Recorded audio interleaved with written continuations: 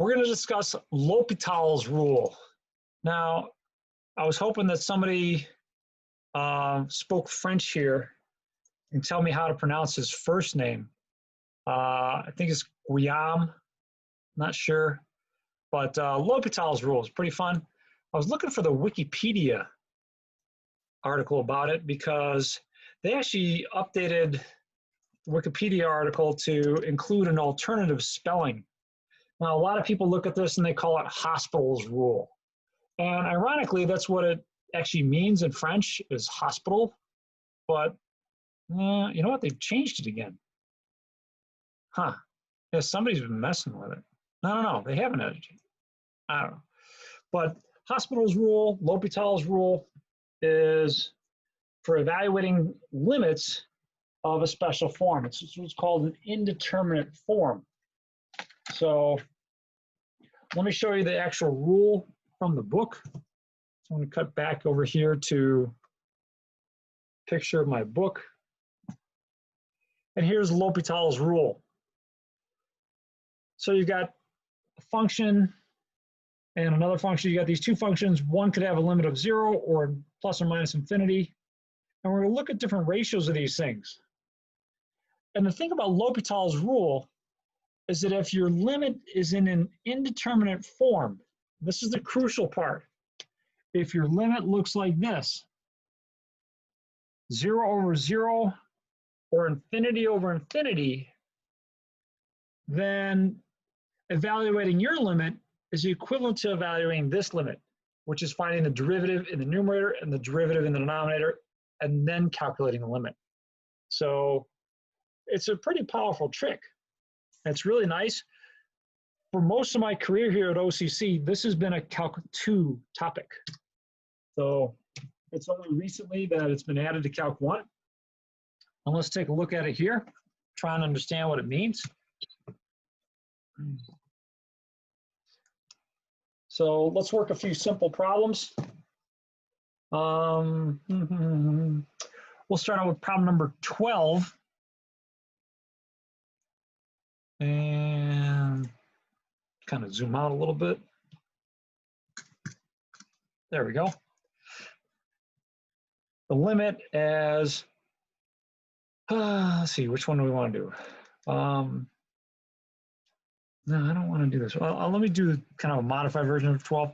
Limit as x approaches infinity of 6x squared plus 5x minus 4 over 4x squared plus 16x minus 9. Now, if you tried sort of plugging in the limit, and here I'm doing like my little air quotes, if you try plugging in the limit, you're going to have infinity in the numerator and infinity in the denominator. Basically, infinity over infinity. And that's not good. We can't make heads or tails out of infinity over infinity. But what L'Hopital's rule says is, in this case, where you have an indeterminate form, then you can take derivatives and try it again. So this is going to be the limit as x approaches infinity. What's going to happen in the numerator? What's the derivative in the numerator? 12x plus 5. Thank you. 12x plus 5. And in the denominator, 8x plus, go ahead. 16. 16. Thank you. And we'll try it again. And well, we're still kind of stuck with another indeterminate form. So I'll try one more time.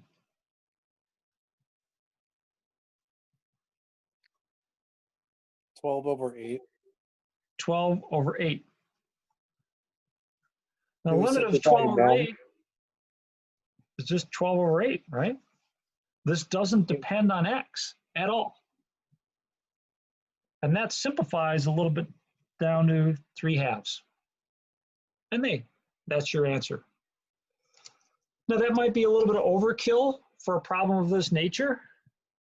You might remember from college algebra that it's when these two things are equal, in terms of your rational polynomials, but it's just a ratio of the leading coefficients. So, 2 minutes ago, I could have just said, oh, well, it's going to be 6/4, and that reduces to 3/2. But I wanted to show you L'Hopital's rule here. All right, nice. Works out pretty good. That's my other dog, Ozzy. He's saying hi. Let's try a different one. Now, this and this are your indeterminate forms. So infinity over infinity or 0/0. If you get either one of those, then your problem is in the form that you can use L'Hopital's rule. So let's do some more here. Problem number 14. Limit as x approaches 0 of the tangent of 3x divided by the sine of 2x.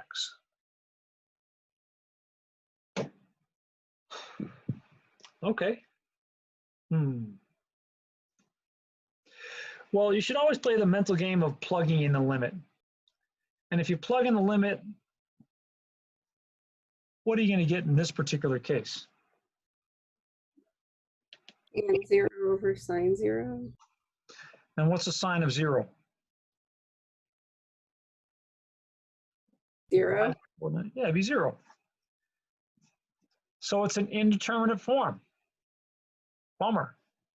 Now, when you get this, and when we got it earlier in the course, I said, well, that means you're going to have to do some work. Now we're in the position to actually do some real work with this. And that work would be to apply L'Hopital's rule. Limit as x approaches 0. Let's take a look at the derivative in the numerator.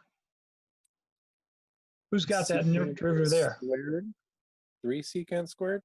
Nice. So derivative of the outside is going to be secant squared of 3x times the derivative of the inside, which is a 3. So I'll put it there like that. Thanks, Mitch. How about this one? Derivative of sine of 2x. Cosine 2x. Cosine of 2x times the derivative of the inside, So 2. which should be 2. Does that help us out at all? Try plugging in the limit. We'll start in the denominator. Cosine of 0 is 0. 1. Oh, man. 1. It's all right. And secant of 0 is also going to be 1. Squared is still 1. 3/2. Yeah. Wow. That was easy. Yeah. Yay, the button. What's that? Yay, the button. Hey, the button. Yeah. Well, I mean, L'Hopital's rule makes that pretty easy. Now, earlier this semester, we had some stuff. Trying to think of an example. Let's do something like this.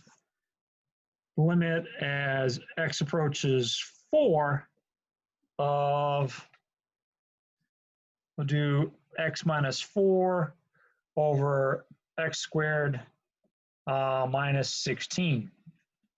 Now, earlier this semester, I said, oh, well, what we got to do is we got to factor this. Limit as x approaches 4. The denominator factors is x minus 4 times x plus 4. And then we can cancel, right?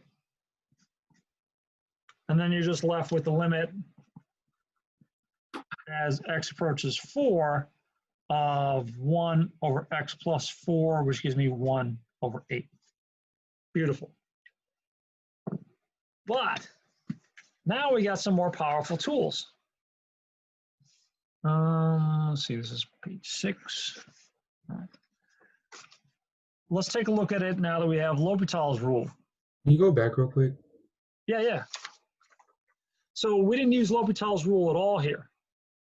We just did it the way we would have done it earlier in this course. Okay, gotcha. Thank you. 1 over, or -3 over, no, 'cause that goes away. It's just gonna be So- 1 over 2. Let's be careful. Limit as x approaches 4. Oh, Did you see your mistake? yeah, I didn't plug it. Okay. So you can apply L'Hopital's rule because this is an indeterminate form. It's 0 over 0. So that would be equivalent to the limit as x approaches 4 of what? What's the derivative in the numerator? 1, 1. And the denominator? 2, 2x. 2x. Now you can plug in the 4 and get 2 times 4 or 8. So you get So the you're same saying thing. this rule only works? It I only don't understand the 0 over 0. That's when you can use it. If you try plugging in this limit, let's check it out. 4 minus 4 would be 0. 4 squared is 16. 16 minus 16 would be 0. So if you try plugging in the limit and you get this, what's called indeterminate form, that's when you can use L'Hopital's rule. Okay. Apply L'Hopital's rule.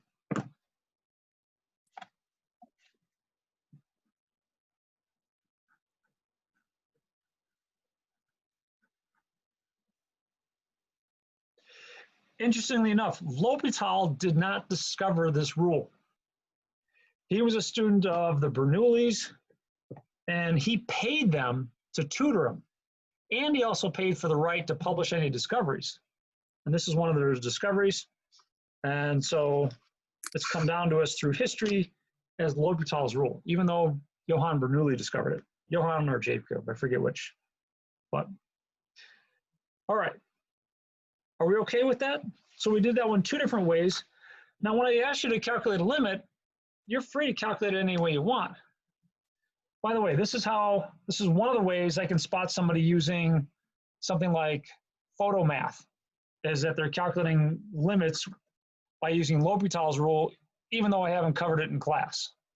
So there's a lot of things that are dead giveaways to me that somebody's using something that they shouldn't. So be careful, because photo math is not going to say, oh, well, you haven't covered this way. I'll do it the old way. It's just going to do it. All right, let me keep going here. There we go. 7.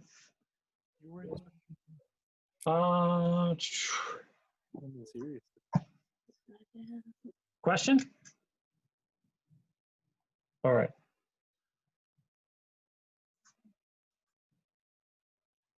Limit as x approaches infinity of the ln of the square root of x over x. So that's kind of an interesting one.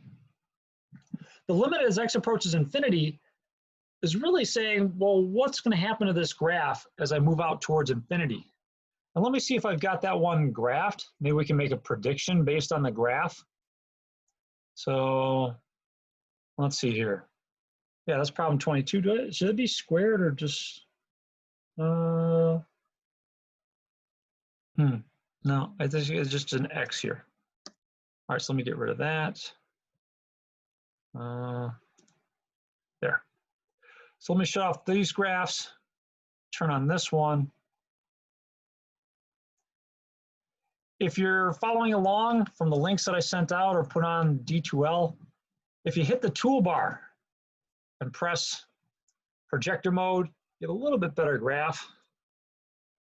And we want to figure out, well, what's happening to this graph as you get closer and closer towards infinity. And I don't know, where does it look like this graph is going to you? 0. Yeah, it looks like it's getting closer and closer to 0, right? It never got very big in the first place. I mean, your maximum was at 0.184. It's not much, but it certainly looks like it's going to 0.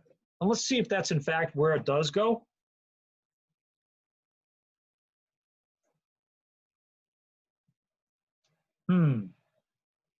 Well, try plugging this mentally in. If I plug it in there, the denominator is definitely going to infinity.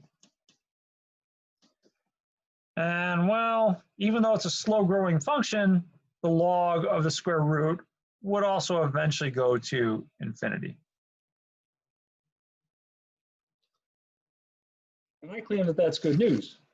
Why is that good news? Use the rule. Good. This is an indeterminate form. So we can use the rule. Now, before we use the rule, I would suggest we use our heads and be clever before we work with this. Let's rewrite that as the log of x to the 1/2 over x, which the 1/2 can come out. So that's the limit as x approaches infinity of 1/2 ln of x over x. And if you wanted to, you could bring the 1/2 all the way out in front. Doesn't matter. But this is still an indeterminate form here, but that's okay.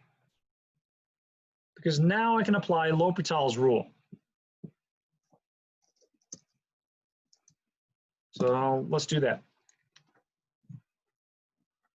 Apply L'Hopital.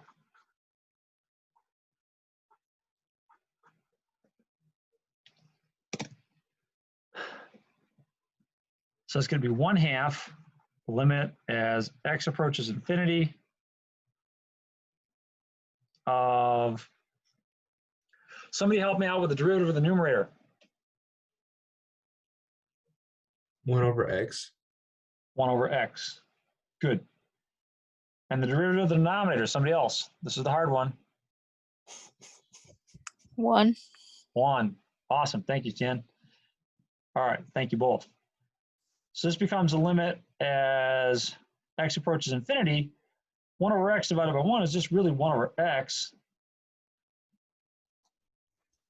What's that limit? Don't worry about the 1/2. As I put in bigger and bigger numbers here, 1 over x, as x approaches infinity, where's that limit going? Here. One more time, Wendy. It gets smaller. Smaller and smaller. And what's our calculus version of smaller and smaller in the limit? It's going to, Decrease. 0. yeah, number-wise, it'd be 0. But you're right, it gets smaller and smaller. Eventually, it goes to 0.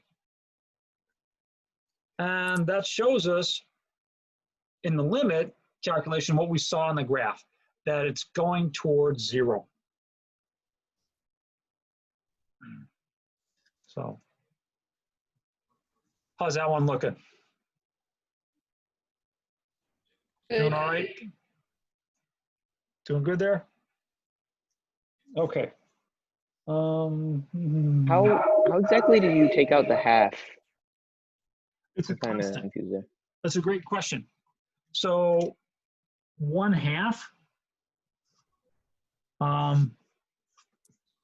is not dependent on x, so it's a constant. So I can take it out and just multiply that by the limit.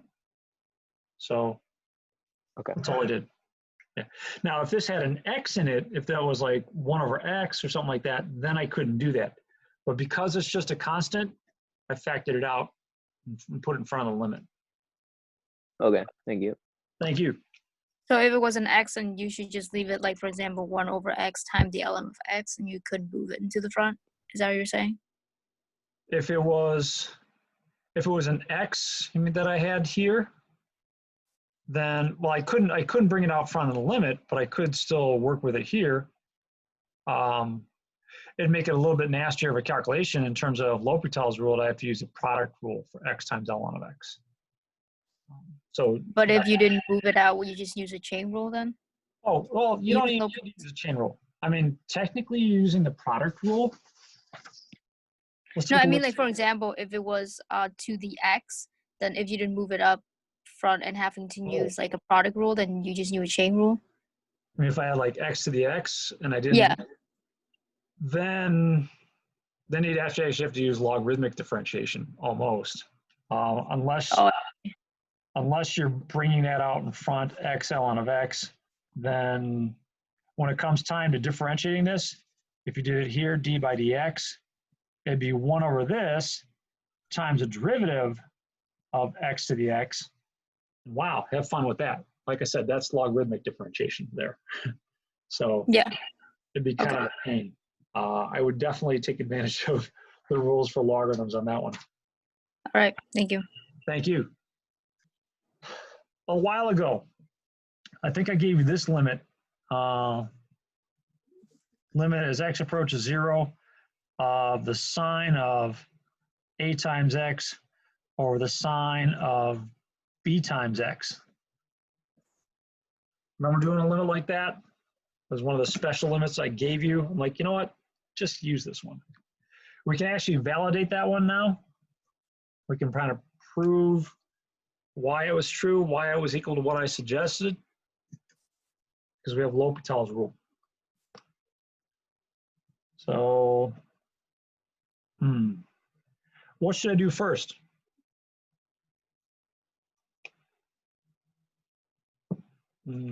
That's not the answer I was looking for. The inverse?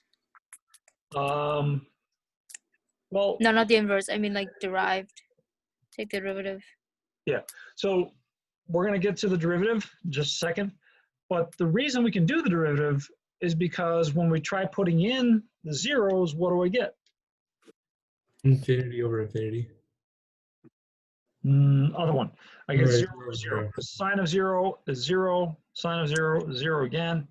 So again, this is an indeterminate form, and I can apply L'Hopital's rule to this. So let's take a look at how L'Hopital's rule helps us. This, when we apply L'Hopital's rule, gives me the limit as x approaches 0. What I heard from you today. Someone differentiate that for me. What's the derivative of sine? Cosine. Cosine. Cosine of a times x times the derivative of the inside, right? Derivative of the inside is Okay. a. And then likewise, cosine of b times x times b. Now, somebody was asking about this in the last one. A couple of you were. A and b are really constants. I can bring them out in front if I wanted to. But you know what? I'm not going to bother. I'm just going to evaluate the limit here. Can I plug in 0 now? Or do I have to use L'Hopital's rule again?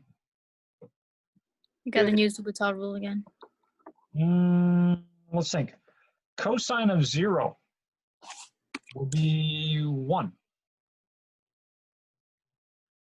And cosine of 0 would be 1 again. Oops. So it'd be That was 1a weird. times 1b. Yeah, or basically a over b, which I believe is what I gave you way back in chapter 2 someplace when we went over that. I'm like, you know what? Here, let me just make your life easier. And the reason was I knew that this was coming.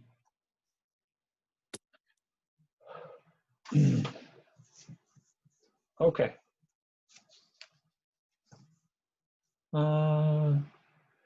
Doing all right so far with L'Hopital's rule? Let me continue. Let's take a look at problem number 44. The limit as x approaches 0 of e to the x minus e to the negative x minus 2x over x minus sine of x. And let me scooch that down a little bit. Cool. I think I'm going to relax while you do this one. You tell me, what will we do to get going on this one?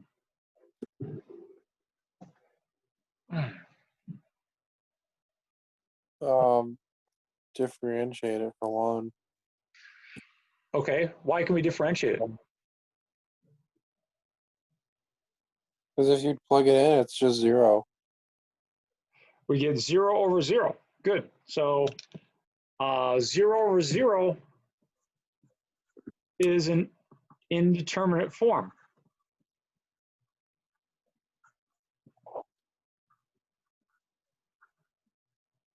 So Mitch is right. We can differentiate. Go ahead. I dare you. Find the derivative in both the numerator and denominator.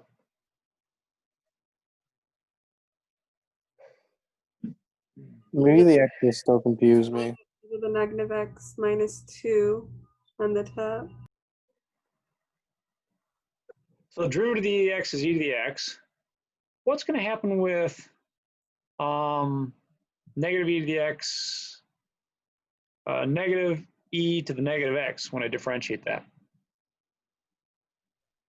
Is it going to become positive? Yeah, it's going to become positive. So it's going to Plus e become, to the x. yep, plus e to the negative x minus 2, right? How about the denominator? 1 minus 1 minus, or 1 plus cosine. Which one? 1 minus cosine or 1 plus cosine? We've written the minus, so I must be minus cosine. All right. Well, bonus points for being clever enough to see that. Yeah. So there we go. Now what? Try and plug and play. Yeah, plug and play. Can I tell what we get when we calculate that limit or try and calculate that limit? E minus 2, or actually, no, E's gone. E to the 0 plus e to the 0. They're both gone, so it's just negative 2 over 0. Over Yeah, negative but 1. anything to the 0 power is going to be 1. So really, in the numerator, what you're getting is 1 plus 1 minus 2. So it's still 0. Yeah, and it's an indeterminate form again.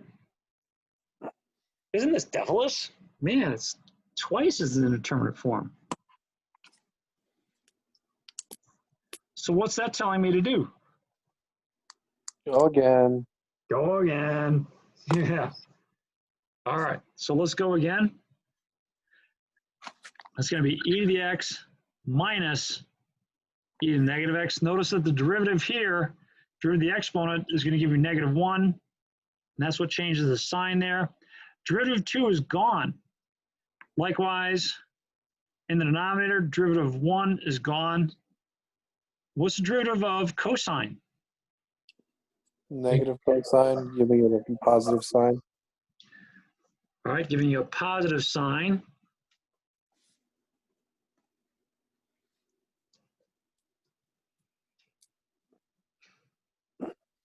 One minus 1 is 0. Sine of 0 is 0. So it's still the same. You need to do it again. Yeah, isn't this devilish? Man, it's indeterminate again. Is it possible it's just not possible to use the rule? Let's try one last time. I'm having a feeling that something's going to change here. So let's take a look. Limit as x approaches 0. Derivative of sine is going to be cosine, so at least we're not going to get a 0 in the denominator. And in the numerator, what are we going to get? E to the x Plus e to the x. E to plus the e to the negative x. negative x. Oh, I think we're going to get somewhere here on this one. Cosine of 0 is 1. E to the 0 plus e to the 0 is 2. So the answer is 2. Wow. We earned our money on that one. Let's take a look at the graph, see if it matches. So here we go. I've got that one. So let me shut off this one. Yeah, how about that? Let me zoom out a little bit. But as you get closer and closer to 0, the graph does approach 2. It's not letting me actually get on 2. I think because it's actually undefined at 0. But as you can see, as you get close to it from either side, you're getting close to 2. Beautiful. Absolutely beautiful. Okay. Let's take a break here. I know it's a little bit early, but we're going to come back and do some slightly more challenging problems with L'Hopital's rule. So, I have a question. yeah, The example that we did with the sine or the cosine ax over bx. Can I sure. just see that? Take a picture of it real quick. That's this one. Okay, Thank you. you're welcome. I'll see you guys in 7 minutes.